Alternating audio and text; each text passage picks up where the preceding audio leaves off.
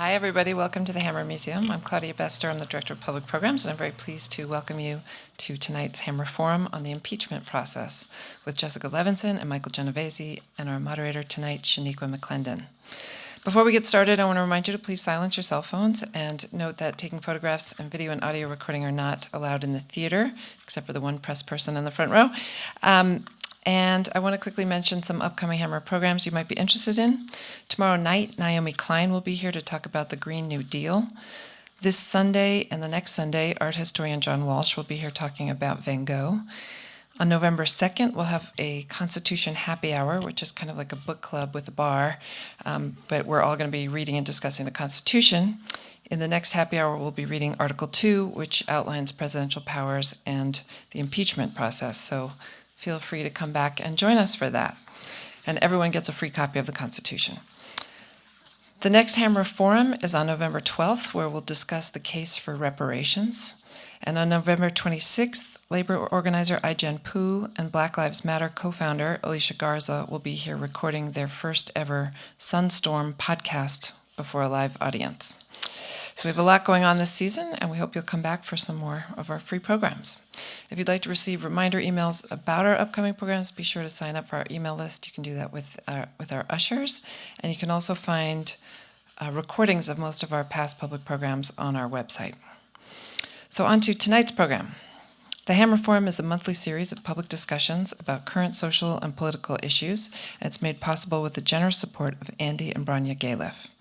In today's forum, we'll try to bring everybody up to date on all things impeachment, beginning with a quick outline of the mechanics of impeachment in general as a refresher, and then a discussion of the current impeachment hearings and what are the likely next steps.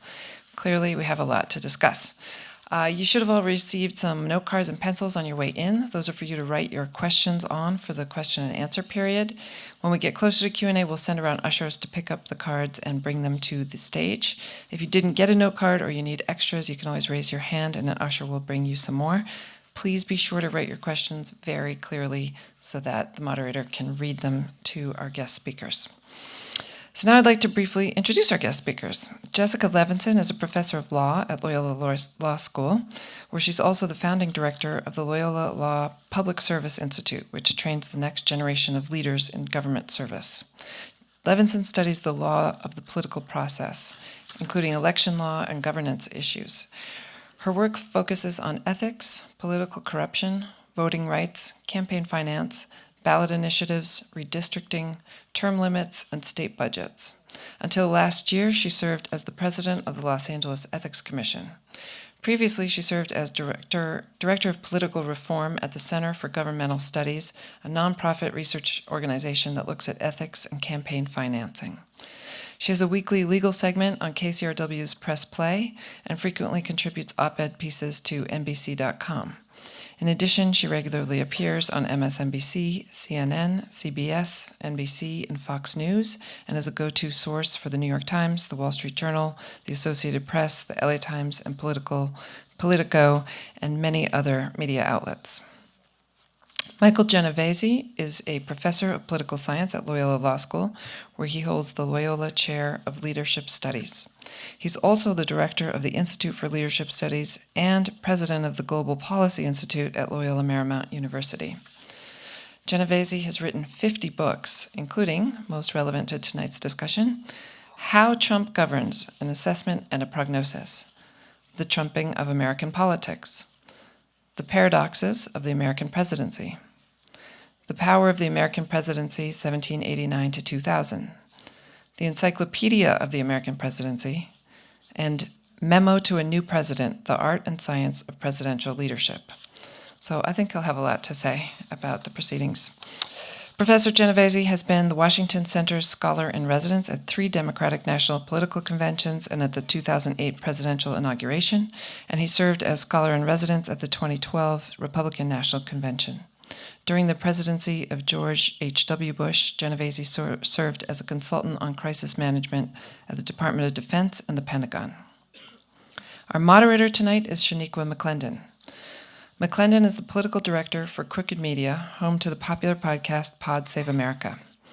At Crooked Media, she led the creation of their midterm voter engagement program called Vote Save America. Shaniqua is a graduate of the Harvard Kennedy School of Government, where she earned her master's in public policy. During her studies, she also worked at Facebook on their politics and government outreach team.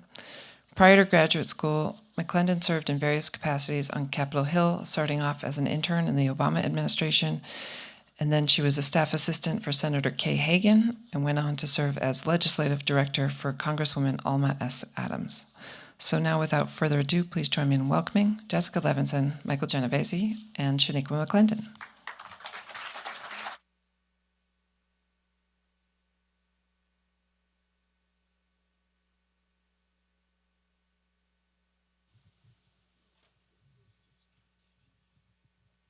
Good evening, everyone.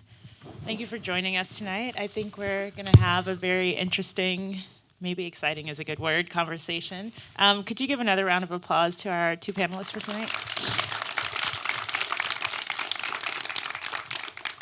So before we get into the thick of everything that's happening now, I thought it would be good for us to kind of start with the basics and get everyone caught up to speed, and a refresher for people who already know on exactly what impeachment is. So Jessica, could you just start us off with what is impeachment and maybe define a few terms for us, like the difference between impeachment inquiry, impeachment, and how that might be different from actually removing the president from office? Sure. So first, let me say I'm really excited to be here. I'm here with my co-professor, Professor Genovese, so he's going to step in when I make a mistake, which hopefully will not be the first sentence. Yes. So essentially the Founding Fathers realized that people might make mistakes. And there are two ways when we see that people might make mistakes when they're electing a president. And the first way is we have the Electoral College, which acts as some sort of kind of safety valve if we think what the people didn't do in November made a lot of sense. Maybe there's some elder statespeople who can save us. We can talk about that another time. And then the second kind of escape hatch for us is, okay, that person then goes into office and they act in a way that just transgresses all acceptable norms. And actually, the next kind of baby step that Michael and I have talked about is the censure, where the House of Representatives can say, basically, we don't like that, we really don't like that, and we're going to openly vote. That's how much we really don't like that. Next step is impeachment. And an impeachment inquiry is essentially just a term that we use to say we're looking into whether or not we're going to draw up articles of impeachment. One thing that's going to sound hyper-technical, prior to the phone conversation between President Trump and President Zelensky coming out, we were in an impeachment investigation. And there were 6 different committees that were investigating whether or not we were going to inquire about impeaching the president. When that phone conversation came out, Nancy Pelosi said, okay, now we're going to formalize it. We're going to start an impeachment inquiry. And one of the reasons that makes a difference is because when Congress is in an impeachment inquiry, they can issue subpoenas regardless. They have oversight authority. But when Congress is in an impeachment inquiry, they can say, oh, you don't want to comply with the subpoena? Well, actually, we have a really good reason for it. We're in an impeachment inquiry, and that's my legitimate reason, and that's why you have to comply. Obviously, then the next step is drawing up articles of impeachment. Probably most important thing to know is even if the president is impeached, nothing happens. It's like a criminal who is indicted. It just means, okay, there's enough there. Please, Senate, now hold your trial. So this president could still be reelected if he was impeached.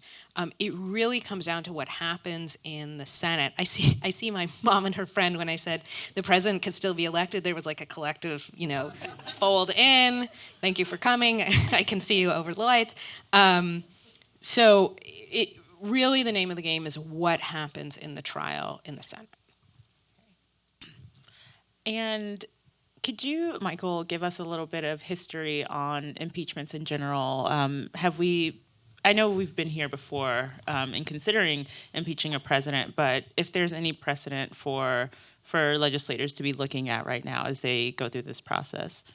Well, we've had a number of impeachments, a number of judges have been impeached, and obviously just a few presidents. The first one, of course, was Andrew Johnson during the Civil War when he violated the Tenure in Office Act, fired a cabinet official, and Congress thought that was an impeachable offense. It was really a battle over Reconstruction was what it was. It was a political battle. The second impeachment effort of any note was, of course, against Richard Nixon. Many of us remember that. We're old enough to have gone through that really terrible stage of American history where the president committed a series of crimes and they were on tape. That was the smoking gun. They had the evidence of the president committing a series of offenses. And what's notable to remember there is that, and it's relevant, I think, to the current inquiry, is that it took a really long time to get to the end. That the investigation, many of you remember the Ervin Committee in the Senate where they had televised hearings. It was just great television. People would rush home to watch who was testifying. And so they built up the case by doing an investigation before they indicted or impeached or had articles of impeachment. Then once they decided to move, it went to the House Judiciary Committee. That's where articles of impeachment were drawn up. Nixon, of course, resigned before they got a chance to vote in the full House to impeach. The third one of note was Bill Clinton, who was accused of lying under oath about an affair he had with an intern. This pretty despicable act, but did it rise to the level of impeachable offense? People can judge that. It spawned a really good joke, though. And the joke was, question, why does Bill Clinton have a clean conscience? Answer, it's never been used. So for any Trump people out there, that's the one gift I'll give you tonight. Now we're in another. And if past is prelude, it'll take a little bit of time. But remember, it took a long time to get to Nixon, a while to get to Clinton. This has gone pretty quickly. And for those who think, well, there's not enough public support, there wasn't public support to oust Nixon until the very end. There was never a majority who supported impeaching and convicting Bill Clinton. And so if you think, well, there's not enough public support, there's not a groundswell of support for impeachment, it builds up. And the question is, when it gets to the apex, where will we be? Will the public turn on him? In that case, if he is impeached and then the trial goes to the Senate, the question is, would 20 Republicans turn on President Trump? And the answer is right now, no, of course not. But that's now. A lot can happen, as it did with Nixon. The Republicans who turned on Nixon turned in the last week or 10 days. And I think it's going to be tough to get 20 Republicans, if they turn on President Trump, it'll come at the end when it is not in their interest to support him, when it threatens their careers to support him, and when it's clear that the public is pressuring them to impeach. Yeah, I think a lot of people probably think lots of things have happened already that they would not want to support him. But thinking more specifically about this current impeachment inquiry and the potential impeachment that could come, Jessica, could you speak a little bit about how we got here? Again, several things have happened. That the president has done several things that a lot of people have thought could be impeachable. But more recently, a whistleblower filed a complaint about Ukraine. And as you mentioned, things have just been moving really quickly. So could you give the audience a little bit of background on how we specifically got to this moment where Democrats more broadly came around the inquiry? Yeah, so I do think it's interesting that this whistleblower complaint that essentially alleged that President Trump said to President Zelensky, the leader of the Ukraine, you'll get your military aid, but I want my help for a political campaign, which we're still not exactly sure what that phone conversation said because we just have a summary of the transcript. I do think it's interesting that that was the straw that broke the camel's back. And I think in some ways because the Mueller report was so long and it felt so complicated and we tried so many ways to try and get that to the American people. And I think Robert Mueller made this gross miscalculation that people will read it, people will understand it.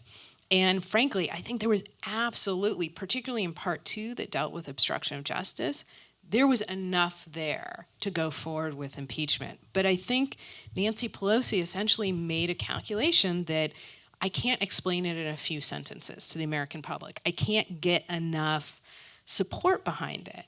And so what's different about this phone call is, one, we don't have to wonder, like, is it President Trump? Is it somebody in his orbit? It's President Trump. He's the one who had the conversation. So it's not this kind of onion that we were picking off with the Mueller report. Are we going to get to President Trump? Are we going to get to his inner circle? The other thing is, I think it's much shorter. I mean, it's a short transcript. It's easier for people to understand. You can explain it in 2 sentences. President Trump said, if you want your military aid, I want help on my political campaign. And so I think that's ultimately why Nancy Pelosi was convinced that we could explain this to the American public.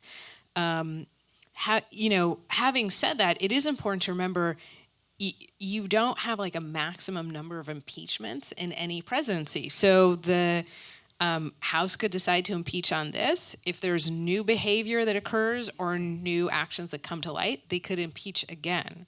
Now, in terms of the actual phone call, I don't know if you want to wait to get into it, but there are a couple of different kind of buckets of potential wrongdoing. But I think, to answer your question, the reason of why is this different, it's different because we can talk about it and it feels on a visceral level like, well, wait, you're not supposed to do that. Mm-hmm. Yeah. Yeah, I also think that you saw that there are 2 things that the president was concerned about in that phone conversation, looking backwards and looking ahead. Looking backwards, he wanted to get the Ukrainians to buy into investigating this. It's a conspiracy theory that the Ukrainians were the ones who really got involved in the 2016 election, and it was them. It wasn't the Russians. Trump is obsessed with that. He's obsessed with not having his fingerprints on the Russians, and they're all over the place. So he's looking backwards at 2016 and saying to the Ukrainians, help me on this one. Find Hillary's server, which is not there. He's also looking ahead. Okay, 2016 was a disputed election. 2020 is going to be a tough one. Help me with that. Go after the Bidens. Find out what the Bidens did. And that request of a sitting president to basically blackmail the Ukrainians, who are vulnerable and dependent on American aid. Remember, the Russians occupy part of their territory.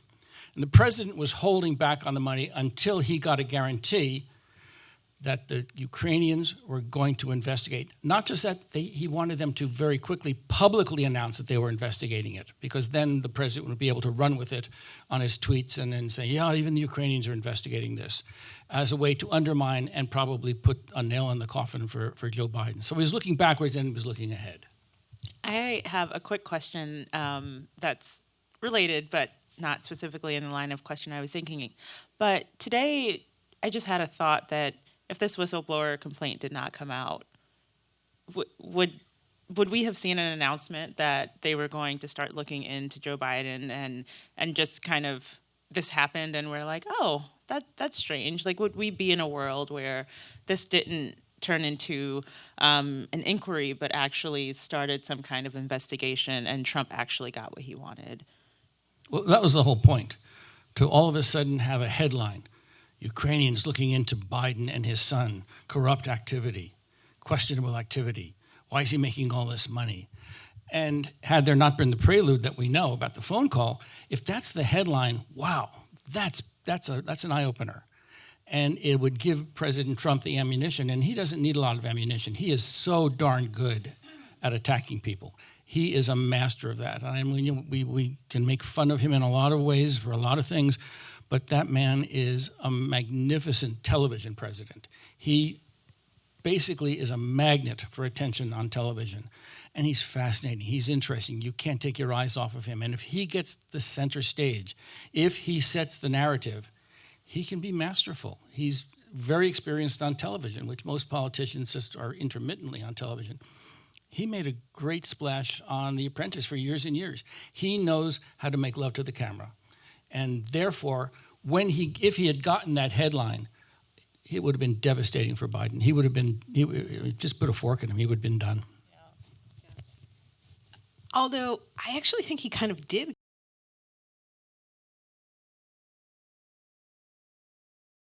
And in class and in other times, I mean, people have said, but is there a there?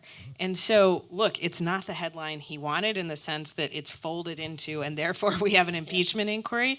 But, I mean, a number of people have said, the following question.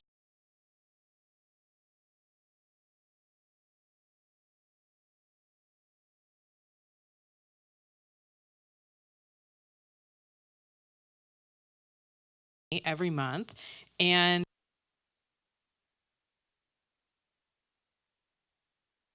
this looks really bad. And so I think, he got the headline, but of course not. I mean, people talk about a compliment sandwich. This was like an impeachment sandwich. It got lost in the middle. Yeah.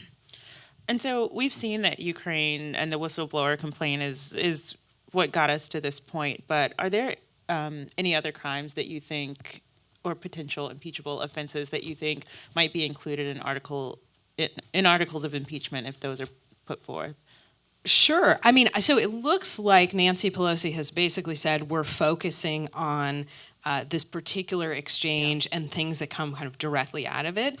But as I said, if you look at the Mueller report, part 2 talks about obstruction of justice and talks about all of these different ways that either President Trump or people surrounding him really tried to thwart the investigation. We know from history that obstruction of justice is enough to drop an article of impeachment.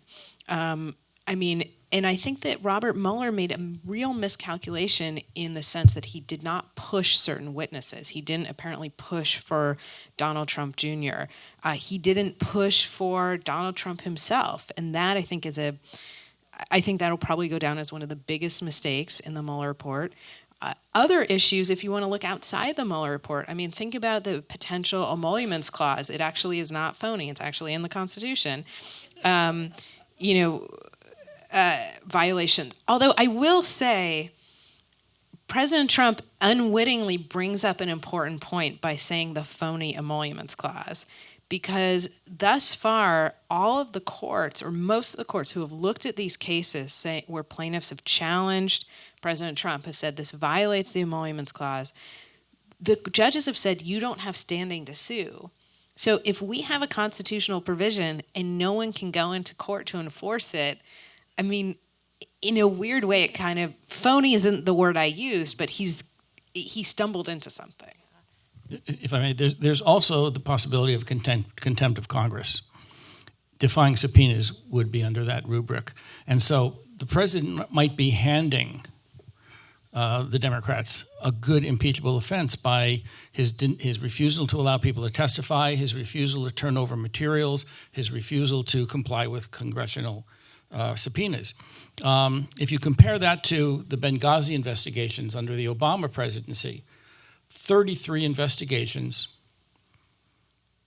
Obama turned over everything that was subpoenaed. Hillary Clinton testified for 11 hours, and it was basically a strategy, I'll take a hit, I know I'll take a hit, but we'll get through it.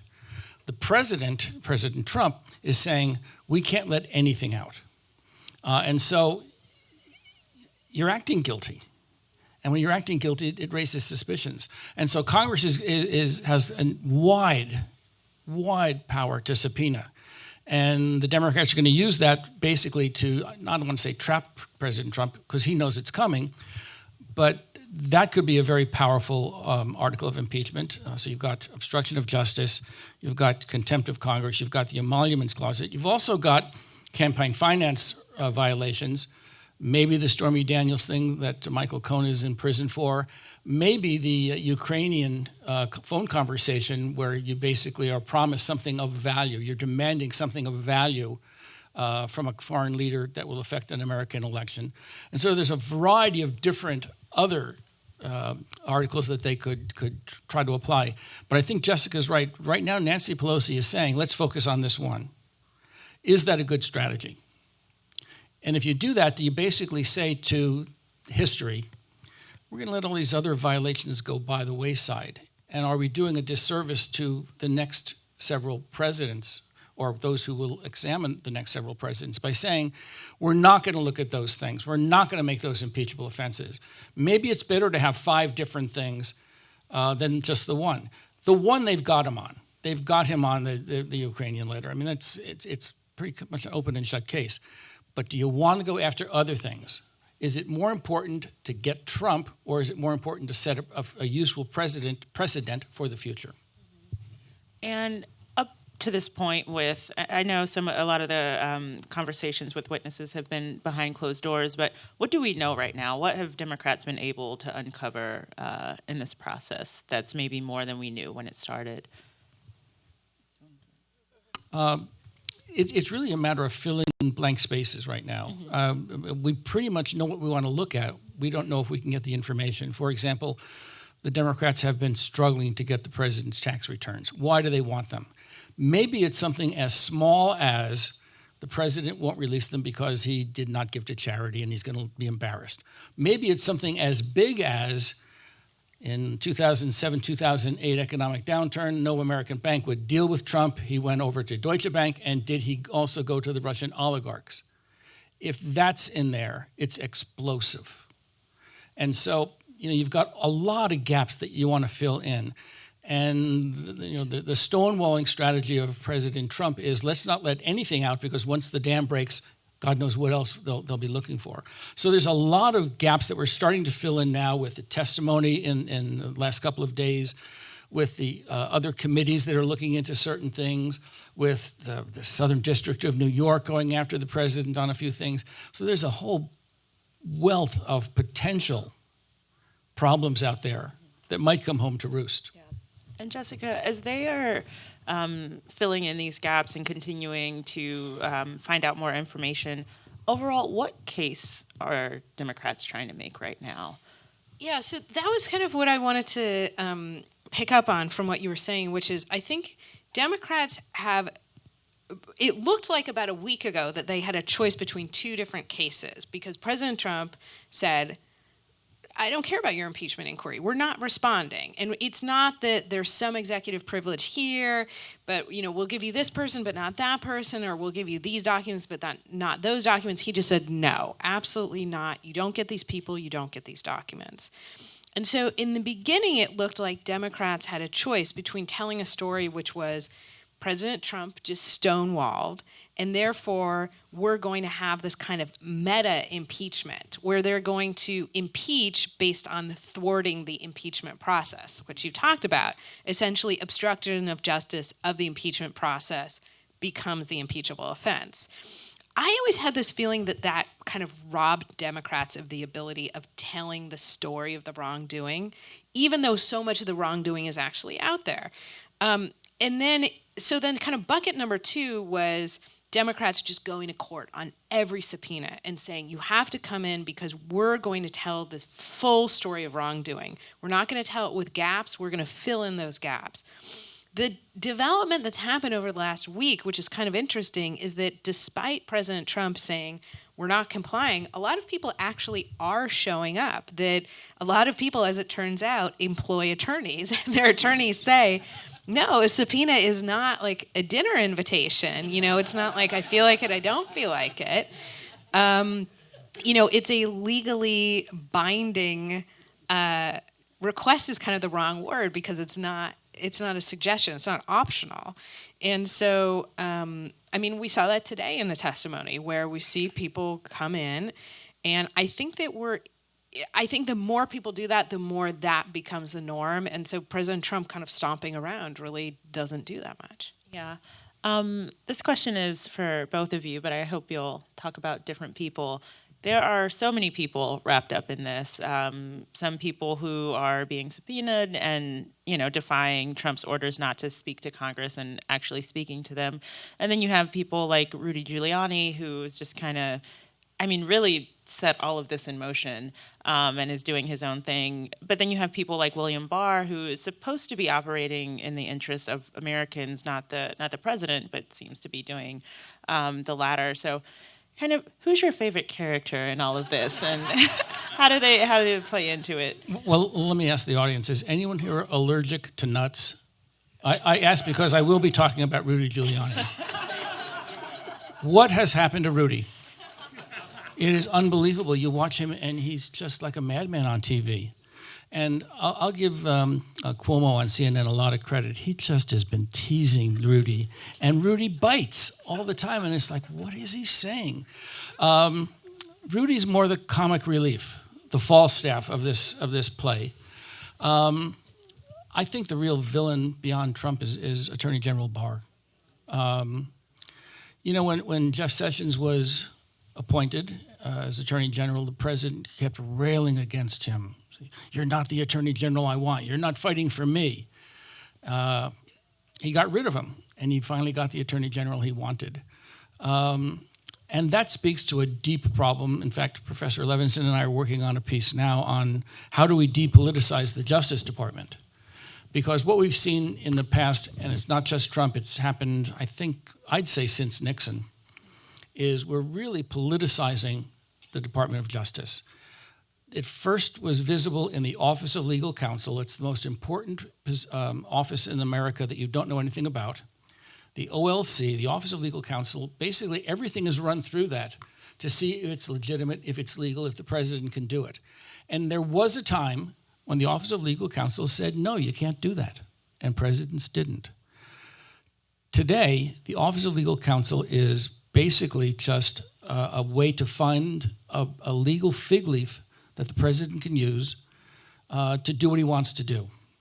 And so we've seen the politicalization and the destruction of the Office of Legal Counsel, and now we're seeing it much more widely with the Department of Justice. So to me, the big villain after Trump is Attorney General Barr. I'm sorry to say that I agree with that. So, Rudy Giuliani really, I think I described him as like a dumpster fire meets a hurricane meets a tornado meets, the Santa Ana winds.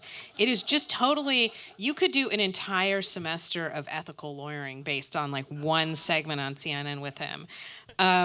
And it is inexplicable in a sense that he continues to be employed or at least put out there as the president's attorney, although it really makes me feel like, what are we not looking at when we're spending all of this time thinking about, again, this dumpster fire that is Rudy Giuliani, like he's that shiny object, what's behind the door that we're ignoring? And then I absolutely agree with you in the sense that Bill Barr, who was previously the Attorney General of the United States, served under the first Bush administration, seemed to serve with honor, has now become the president's personal attorney. He's not serving the American people. He's doing an amazing job of serving the president. In terms of who the president has employed, who's been enormously effective, it's Don McGahn, who is packed, because he's no longer there, packed the federal bench with Trump appointees. President Trump could be impeached today, convicted tomorrow, and we would feel the effects of his presidency for this entire generation because Don McGahn was so efficient at packing the courts. Sorry, I know, there's Xanax on the way out. In terms of the characters, in part, it's Bill Barr who apparently forgot he's an attorney and is just now giving political advice. And, and in part, I think that it's people behind the scenes who have facilitated this type of activity. Yeah, that's actually another good point that I've been interested in. All of the staff and kind of figures thinking about when we found out about the whistleblower complaint, and we found out that the notes from this call had been put on a private server that wasn't accessible. What responsibility do they bear? Well, can these people get in trouble and be held accountable for what's happening right now and their role in covering it up? I was just following orders. Is that the defense? It's not a defense. I think there are a lot of small fish that they're just going to let go. You want to go after the big fish, and so there are a lot of people. The corruption, a fish rots from the head, and there are a lot of people who are under Trump who take a lesson from Trump. One of the things we know about presidential or any kind of executive corruption in the private sector, in corporations, in law firms, in universities, and in politics is that everyone looks to the boss. And the boss sends signals, and those signals are what is acceptable behavior and what isn't. And when the boss says, we're going to have the most ethical presidency in history, we're not going to violate the law, we'd rather take a political hit, that's a message that's sent out. If the president says, how do we get through this? How do we get around it? How do we cut corners? People start cutting corners. And so corruption is something where it clearly, the fish rots from the head. And if the head says, we are going to be ethical, we're going to do it the right way, even if we take a hit, people will do that because everyone wants to please the boss. If the president says otherwise, everyone will do that because everyone wants to please the boss. I do think that there are a lot of career employees in government who are in a terrible position, as you said, because you have a president who's essentially saying violate the law in some ways, and then they have sworn in some of the higher positions a duty to uphold the Constitution. And I think that that's why you do see these whistleblower complaints. But it's also why you see, if you look at the Department of Justice, for instance, part of the reason it's becoming, I think, more politicized is a lot of the career people are leaving. Or we saw this in the census case last spring, when the Department of Justice said, okay, try and come up with another reason for why you wanted to add the citizenship question to the census. And you saw the career attorneys in the Department of Justice say, I'm either off this case or I'm out of this department. And it does put hundreds of people, I think, every day in a really difficult position. And that's also happening in the Foreign Service. Yeah. Career Foreign Service people just say, I'm not going to do this. I won't do this. I'm out of here. I'm going to get a whole new career. And we're seeing it all over the administration. This presidency has had the highest turnover of high-level personnel of any president in history. How many heads of the Department of Homeland Security did W have? 3. How many did Obama have? 3. Trump is working on number 5 right now. There is such turnover. There's so many positions that are headed by acting directors. Or acting cabinet officials. There are so many positions that are unfilled. And the reason is because Donald Trump says, I know more than the generals. I'm a stable genius. I make the decisions. I don't need those people to tell me what to do. God, I look at that and I say, well, why do you need a government when you just have a king? And so not just in the area of justice, but it's in the Foreign Service, and that scares the pants off of me. So I know Trump thinks he knows everything, but do you think he's scared about this impeachment? Oh, he's really, the last couple of weeks, and you could just see it, he's wrapped tighter than an airport sandwich. You are really painting with words tonight. It's this. We're at a museum. I have so many images. Some of them have been terrifying. I'm old enough to be a museum piece, so I might as well, start. I can go on more. I can say things like, he's lost support faster or his support has disappeared faster than cupcakes at a pot party. I could do that one. It's a West LA crowd. What was the question? Is Trump afraid right now? Yes. You can see he's overreacting. He's personalizing it, and he ought to. I mean, this is something that's a direct attack on him. And so the question is, how do you deal with it? How did Obama deal with it? No drama Obama. He was shot with arrows every single day, unbelievably, and he handled it with aplomb and respect for the institution, respect for, at least on the surface, respect for even the people who are his adversaries. Donald Trump over-personalizes everything, and you've seen it in the last couple. His comment about lynching today and his vicious attacks against his allies, even. I think he's really on the edge, and I wonder where he'll be as we get closer and closer to impeachment. Inside reports say that the president still believes he will not be impeached. Who's he talking to? The answer is he's talking to his own stable genius. And so what happens if they do impeach him? And what happens if there's a trial? I don't know what's going to happen to him. I just think he's teetering right now. He's kind of like King Lear, he's cursing the darkness as he descends further and further into madness. He's cursing the darkness right now. And where will he descend? I have no idea, but it's very clear that he's unnerved by this whole thing. Yeah. And kind of building on whether or not Trump is afraid, do you, Jessica, think any of the Republicans are afraid of not what will happen to them, because, some of them may be tied up into this, but just about what they are doing to the country? Is there any concern? And are their claims legitimate? They've said he's done nothing wrong, so you can't impeach him, or you haven't held a floor vote to open this inquiry. Do they have any standing, or are they just kind of flailing in the wind? No. I mean, I'm usually pretty, lawyers are trained to be like, well, on the one hand, on the other hand, no. I mean, the answer is, in terms of the letter that the Office of Legal Counsel sent out about the impeachment inquiry, let's just be clear. You don't have to have a floor vote. You do not have to the letter talks about all this due process that is owed to the president. That's something that happens in a trial. If they want the trial, they can get the trial.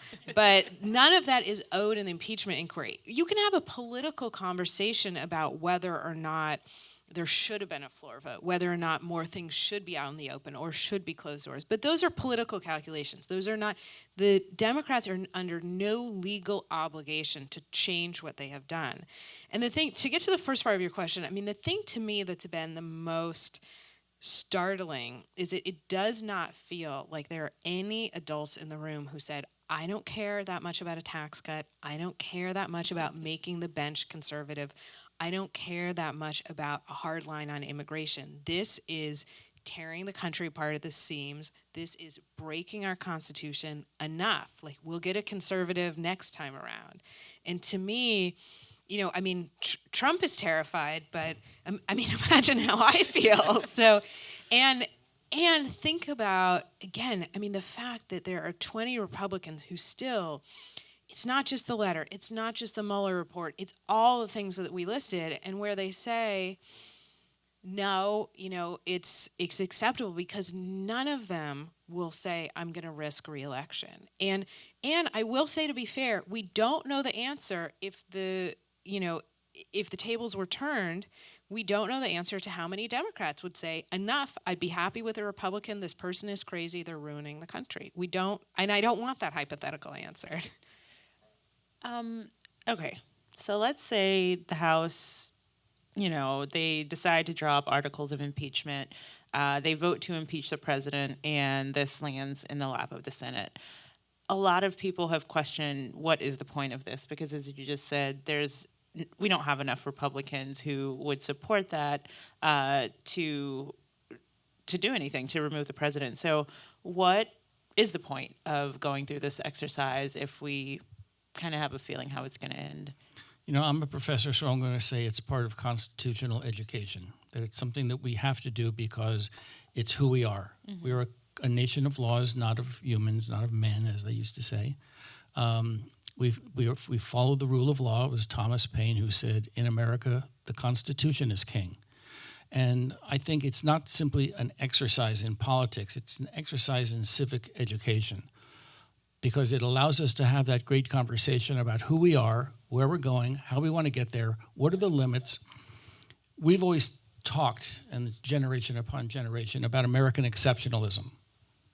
This is a test of that.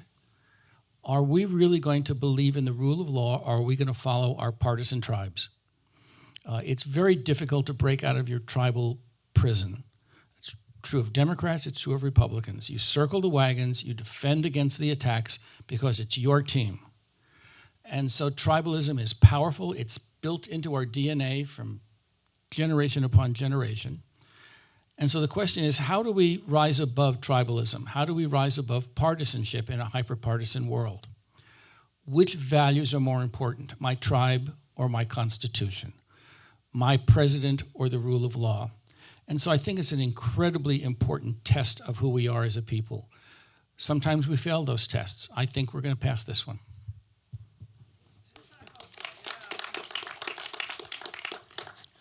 Why do I always have to be the voice of doom and gloom? One time, I just want to say, I'm with you. I really see good things ahead. I don't.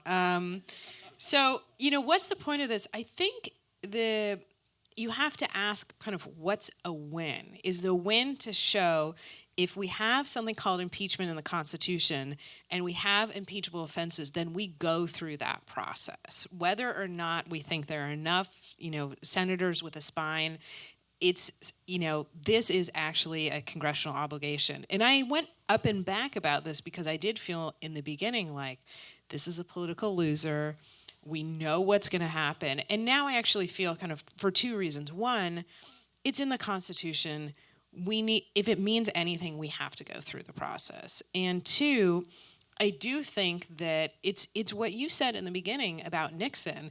Nobody was against him until they were against him at the very end. And, the one thing that I think about is that is possible. I will say that for all of the talk about, how it looks I think to many of us in the room, like President Trump is really teetering on the edge, as you said, for at least 38% of the country, he's staying strong in the face of unreasonable attacks and a witch hunt and he used a terrible word, lynching, which has no business being applied to what he's going through.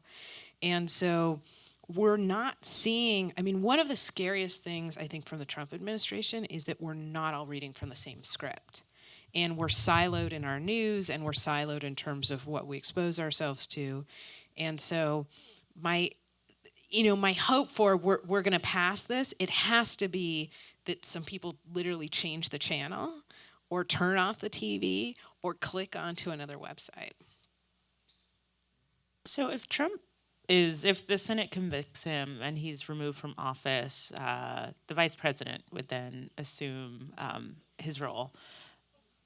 But what if the vice president is wrapped up in everything that is going on and somehow also ends up being removed from office? What happens then? Where are we as a country? Well, then we get the first woman president. We get Nancy Pelosi. Mike Pence is wrapped up in some of these things, especially the Ukrainian thing. But I can't imagine then going through another impeachment of Mike Pence. I think, Mike Pence would become president. He would be mostly a caretaker president. If he ran for re-election, I think he would be damaged goods, and I think he'd have a hard time winning really even a majority of Republicans, perhaps. So I think we'd be stuck with a caretaker president until the election.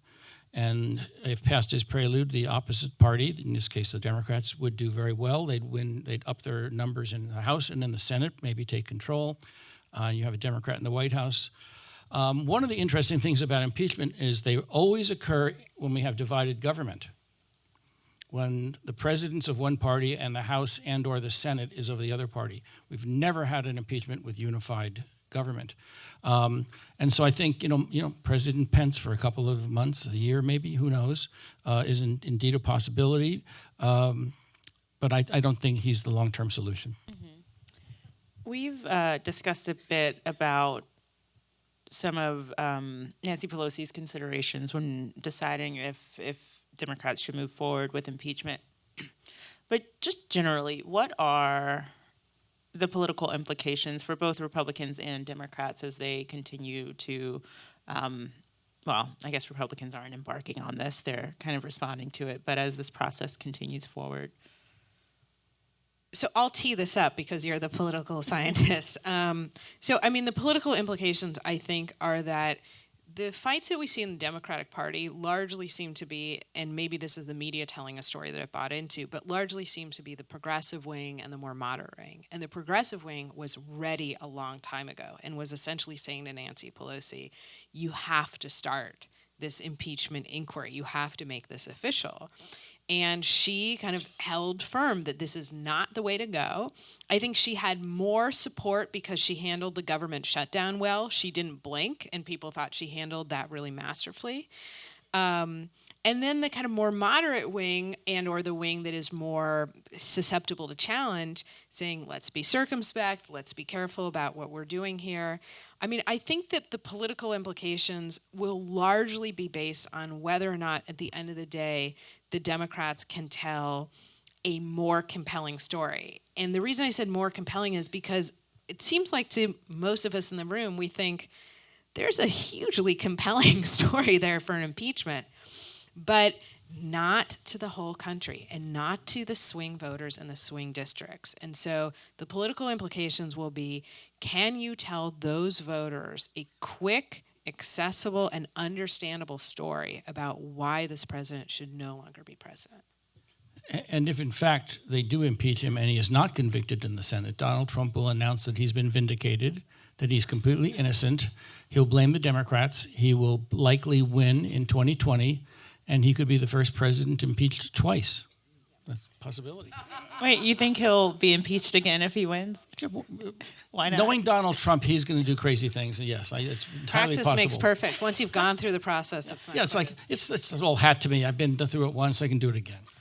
Okay, I'm just going to ask a couple more questions, and then we will take questions from the audience.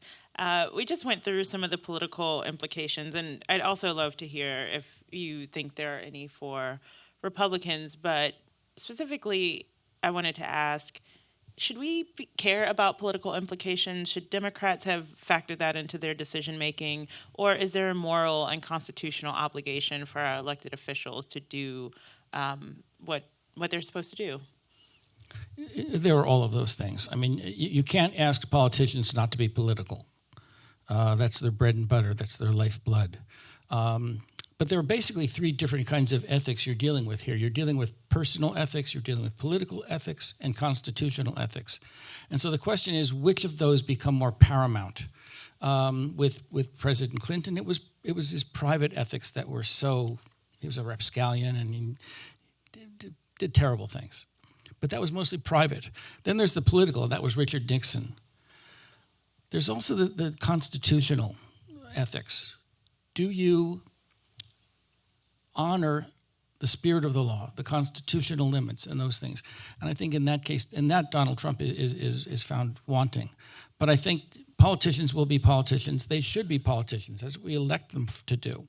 And they should be sensitive to things like public opinion. They should be sensitive to the rule of law. They have a wide range of things. They're not either or. They're basically covering the waterfront, I think.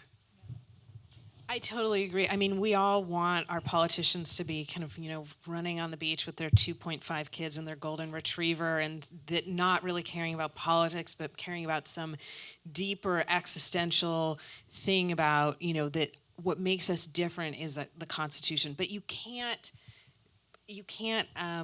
uncouple politicians from politics, as you said, and it's not fair to. Their jobs depend on a popularity contest every 2 years or every 4 years. And so I think that what you would hope for is that they're cognizant of the political consequences, but they still say, there's some things that are worth losing my job over. That they're not tone deaf to what their constituents want, but they say, no, even if I'm in a vulnerable district, this is beyond the pale. History will judge me. I'm voting for, and fill in the blank. And we really do dishonor the profession of politics. It can be an honorable profession. Most people go into it for all the right reasons. Some of them get corrupted along the way. Some of them are attracted to politics because it's where you go for power. But politics is how we get things done. It's the art of the possible, as John Kennedy used to say. And at its best, politics is actually a really good thing. It's how we resolve our conflicts. It's how we decide on where we want to go as a country. And so disparaging politics, I mean, people always say, oh, that's just political. Whenever we have a fight in my department, they go, oh, it's just political. And I go, no, maybe it's chemistry, the chemistry among us. Maybe it's our history. Maybe it's psychology. We give politics a bad name. I think we need to take it out of the trash bin and dust it off and show that politics also is what brought us the civil rights movement, the anti-war movement, the consumer movement, the women's movement, the free speech movement, the environmental movement. All of those are through politics. So politics can be used to degrade and debase. It can also be used to elevate and improve. I would say, if you think about a group of people who have been vilified, attorneys are not the most popular people. And, the Trump presidency in some ways has been a story of lawyers enabling the president. And so while we're taking kind of politicians out of the trash bin, I would also like to say there are some good lawyers. Think about all of the cases that are being prosecuted for the emoluments clause, for the campaign finance violations, for the obstruction of justice. And so, perhaps we can raise both of our groups of colleagues. And I'll tell you that the same profession that gave us the travel ban, when that travel ban was started, who was at the airport? Yeah. A bunch of lawyers saying, we're here to hear your cases. We're here to help you. So, yeah. That was the most inspiring thing I think I've ever been able to tell my students, which is they were having, it was like a rough time in the semester. And I said, look, the people who are going to the airport, they're not holding up a sign saying, I care, or I'm a, sorry, but yoga instructor. They hold up a sign and they say, I'm a lawyer and I can help you. Yeah. Oh, lawyers and politicians, good people. Some of them are. Please donate. Some of them not. So my last question before we get to the audience questions is, I think something that we have seen throughout this presidency is that our checks and balances don't feel as strong as maybe at least I thought they were. So is there anything that our elected officials can do? Is there anything we can do, but anything our elected officials can do moving forward to restore those? Do we just need people that will honor them, or do we need to actually change some laws to make sure that they're there? We need to fight. I mean, politics is about fighting for what you believe in. And just look at California. California is to Donald Trump what Texas was to Obama. Sue for everything, fight everything. In the case of California, which has been suing the president left and right, has won almost all of those cases. And so, it's about fighting for what you believe in. It's about, are you passionate about rights? Are you passionate about the law? And if you are, get involved and get it done. One of the things I noticed that I've been saying so often in our class is that the Constitution is based on the understanding that people will adhere to a certain set of norms. That the Constitution, particularly is checks and balances is not a term that appears in the Constitution. Separation of powers is not a term that appears in the Constitution. It's our understanding of how the Constitution is supposed to function. And the founders basically wrote this document based on both trust and distrust. And what they understood is that people were going to kind of transgress the norms at the margins, but they didn't bargain for Donald Trump. And we're seeing that in so many ways. They didn't bargain for someone who just said, congressional oversight, no thank you. They didn't bargain for somebody who was going to say, national emergency, yes, please. And so, in terms of kind of what could we do for the separation of powers, I think that in a lot of ways, it's like, if you go to Caltech and they do a stress test to see if your house is going to stand after an earthquake, we're seeing that there's a lot of cracks in a lot of places where you either by statute or it's very difficult, but changing the Constitution, want to guard against this type of behavior in the future. It was Learned Hand who said, liberty lies in the hearts and soul of people. When it dies there, it dies everywhere. And I think your point is right, that there are norms, ways we operate, informal rules that we simply adhere to because that's the way civilized people behave. When you violate those norms, you need to be stopped and stopped immediately, and you need to be made an example of. We have not done that yet with Donald Trump. I give him credit. He's got a lot of nerve. He'll forge full speed ahead, and it's up to people to stop him. That's what separation of powers is about. It's about stopping the bully. And he's being a bully. Someone needs to stop him. Thank you. Let's give our panelists a round of applause before we jump into questions. I just want to note that I don't believe that I saw my mom and our dear family friend clapping. But we'll discuss that in the car later.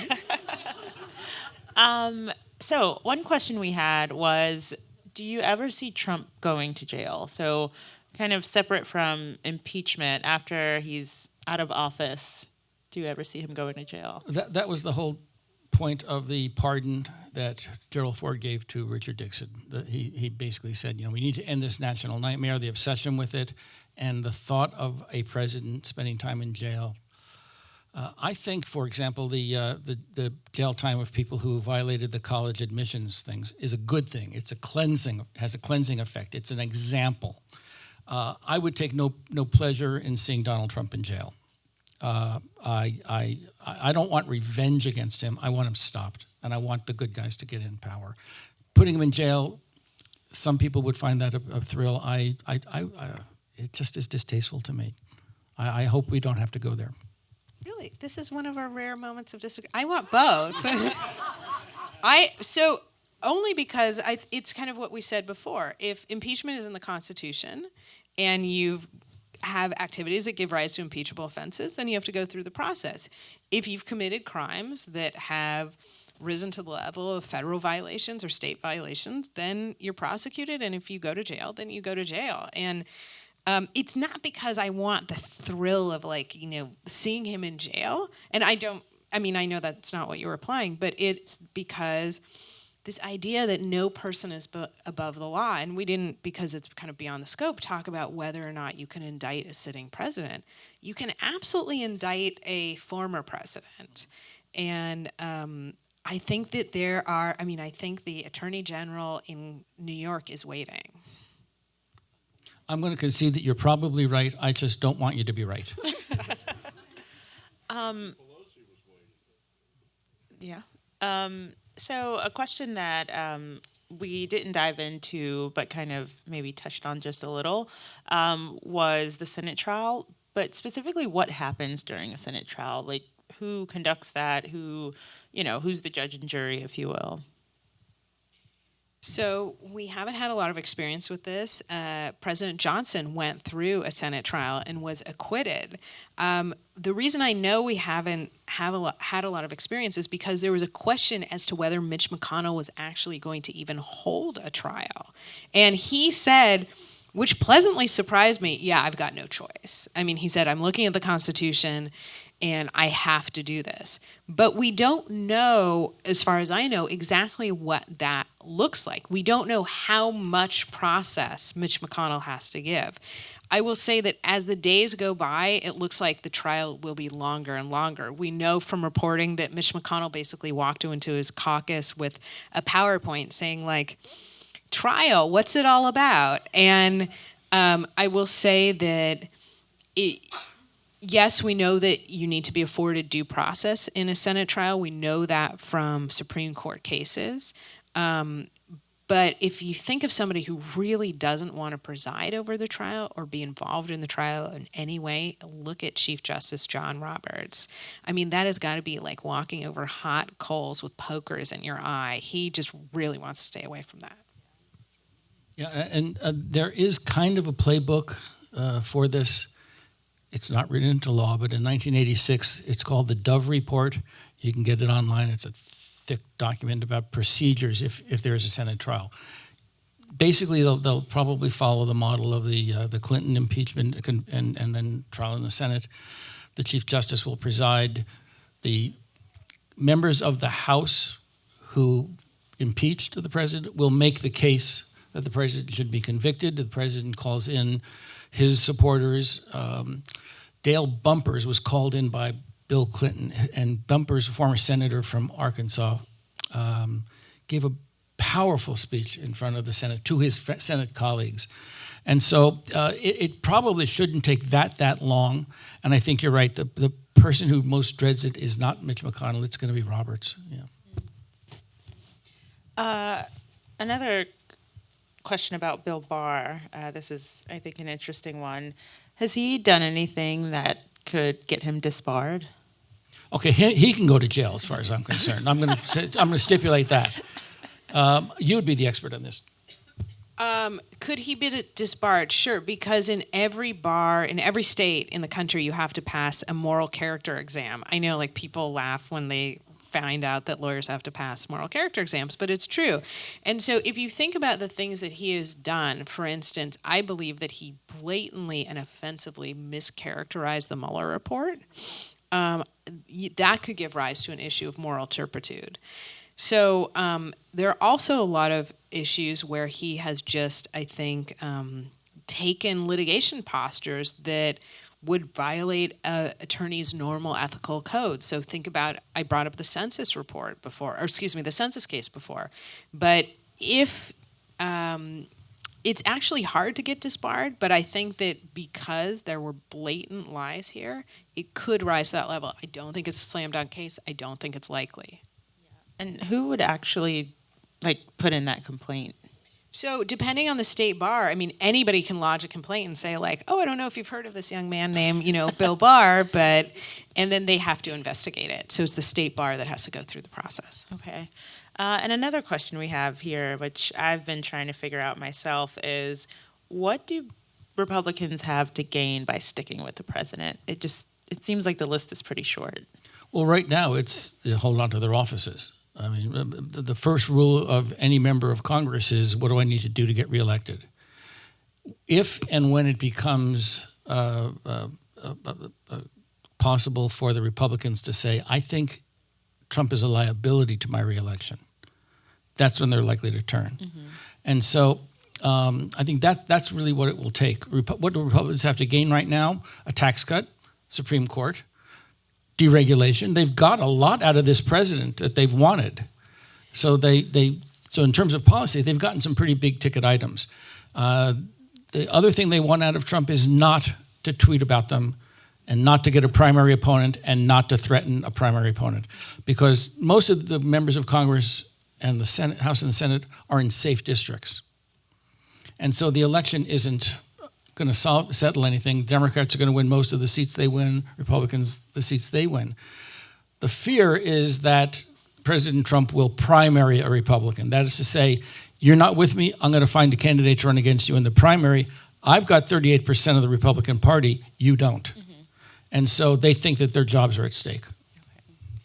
And I mean, let's say again, the Supreme Court, to the extent that you want to be a single issue voter, vote based on not just the Supreme Court, but the federal judiciary. All of the legislation that's passed, all of those pieces of policy that we care about, they live or die in not just the Supreme Court, but in many lower court judges' hands. And I mean, I think, look, if you just look at actuarial tables, the next president is going to be enormously powerful.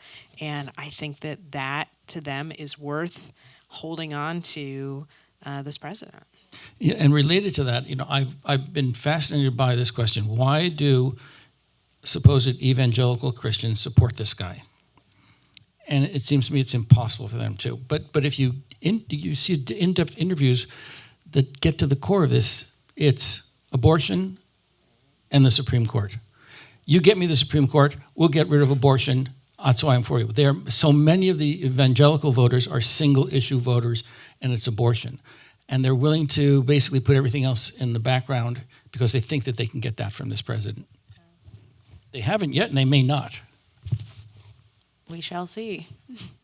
Did you have something to add? Not to depress the crowd more. No, we can do a Supreme Court roundup next year. Okay.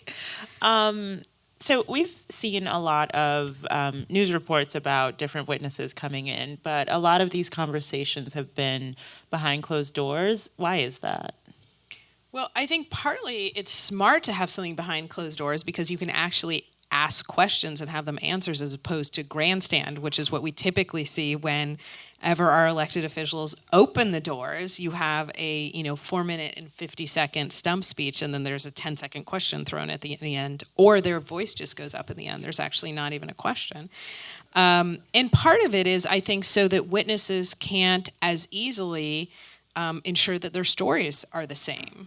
So that if something happens behind closed doors, it's kind of like if you want to cheat on a test. It's the difference between walking out of the test and saying, here's what I just told the person, as opposed to, oh, wait, why don't you just sit with me and we'll write it together? So I think part of it is to try and make sure that people don't conspire to concoct stories. I think high crimes and misdemeanors was mentioned a couple times, but what is that exactly? Well, the framers spent a lot of time on this, actually, and they debated what was legitimate to remove a president. And policy disagreements, no. Maladministration, that was in the original language, no. I mean, presidents can be incompetent, relatively incompetent, and still get away with it. Treason and bribery, we know. So what do we mean by high crimes and misdemeanors? That's why I brought my folder here. No lesser an authority than Alexander Hamilton in the Federalist Papers wrote the following about impeachment. It's a constitutional remedy for those offenses which proceed from the misconduct of public men, or in other words, from the abuse or violation of some public trust. They are of a nature which may with peculiar propriety be denominated political. He capitalized all the letters of political, as they relate chiefly to injuries done immediately to the society itself. So it need not be a crime. It needs to be a violation of public trust. And Justice Joseph Story added to that. He said, there are offenses which are committed by public men in violation of their public trust and duties. Strictly speaking, then, the power partakes of a political character, as it respects injuries to the society and its political character. So in that broad basket of things that could be high crimes and misdemeanors, we think of them as an abuse of power and abuse of public trust, not necessarily a crime. Yeah, absolutely. You do not have to be convicted of a crime or able to be convicted of a crime to be impeached. And, it's so fascinating to teach the Constitution because there's all these moments where you think, really, you didn't want to try and define that a little better? But they left this very broad. And, as you said, it's basically gross abuse of office, I think is what they were getting at. And look, saying you get your military aid if I get my help for my re-election campaign would fall into that category. We talked a little bit about checks and balances supposed to, kind of protect us from the situation that we're in now. But are there laws that can be passed to just limit the president's power, but also just set up circumstances where if you do this, you're just out. There's no impeachment and investigation. You are just out of office. It's very difficult to limit a president's power and authority, especially today, because as American power grew, as the American economy grew, as America's leadership responsibilities grew, so too grew the power of the American presidency. And so if what you want to do is defang the imperial presidency, you've got to dramatically reduce the American footprint and leadership abroad. So the question is, do you want to do that? And as I tell my students, it's your choice. Do you want a strong president or do you want China to rule? As bad as our presidents can be, I don't want China to take over global leadership. And at the Davos meeting right after the November 16 election, President Xi of China got up and made a speech in which he said, don't worry. Davos is where all the big players go. And he said, don't worry. The new American president's going to have an America First policy and he's going to relinquish world leadership. Don't worry. We're here to take over. Don't worry. Don't worry. I think it's one of those dangerous things we have to live with and try to corral, which is presidents who can be imperial. If we want a smaller presidency, we need smaller American power in the world. I'm not sure that's a trade-off I'm willing to make right now.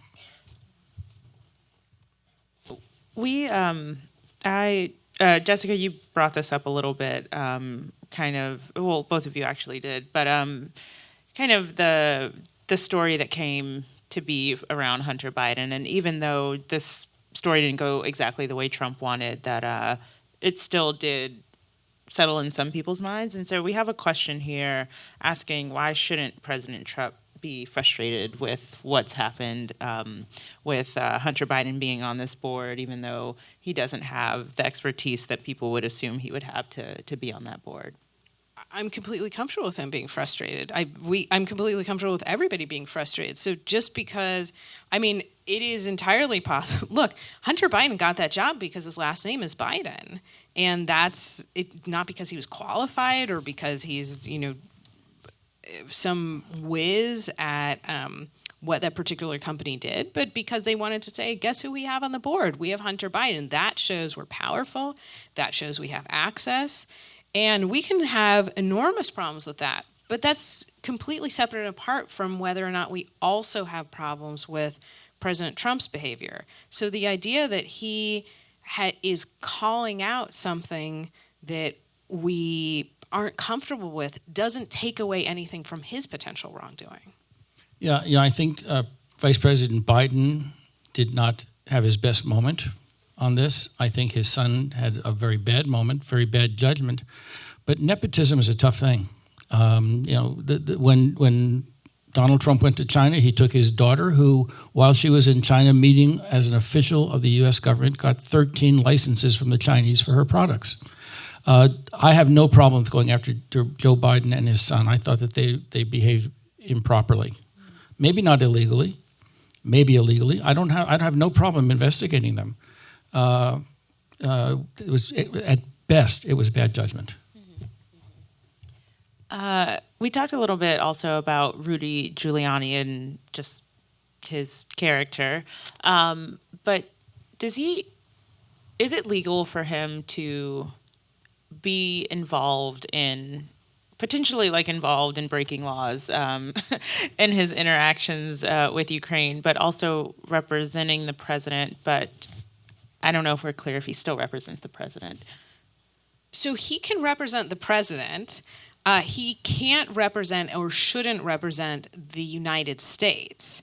And there's this very old statute called the Logan Act, and it basically says that foreign countries have to know who they're dealing with. And if they're dealing with a emissary of the United States government, or if they're just dealing with, Rudy Giuliani saying, well, the State Department said it's fine. Why don't you talk to me, and why don't we conduct business?